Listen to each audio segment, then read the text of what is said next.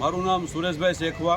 હું સહારા યુથ અમરેલીમાં ખજાનચી તરીકે સેવા આપું છું। માનનીય અને યશસ્વી વડાપ્રધાન નરેન્દ્ર મોદી સાહેબે જે ઓપરેશન સિંદૂર ચલાવ્યું અને આપણા સૈનિકોએ જે પરાક્રમ કર્યું અને દુશ્મન દેશના આતંકવાદીઓના ઠેકાણાને નેસ્તનાબૂદ કર્યા અને દુનિયા લેવલે એક વાત બતાવી કે ભારતની તાકાત શું છે, ભારતના સ્વદેશી હથિયારો કેવા છે અને એની એન્ટી મિસાઇલ જે આખી સિસ્ટમ છે એ શું છે એ દુનિયા આખીને દેખાડ્યું। એમાંથી પ્રેરણા લઈ અને આપણા ગૃહમંત્રી અને યુવક સેવા સાંસ્કૃતિક મંત્રી હર્ષભાઈ સંઘવીએ જે જાહેરાત કરેલી કે ઓપરેશન સિંદૂરની થીમ ઉપર કોઈ ગણપતિ પંડાલ કરવામાં આવે તો તેને 5 લાખ રૂપિયાનું ગુજરાત લેવલે ઇનામ આપવામાં આવશે।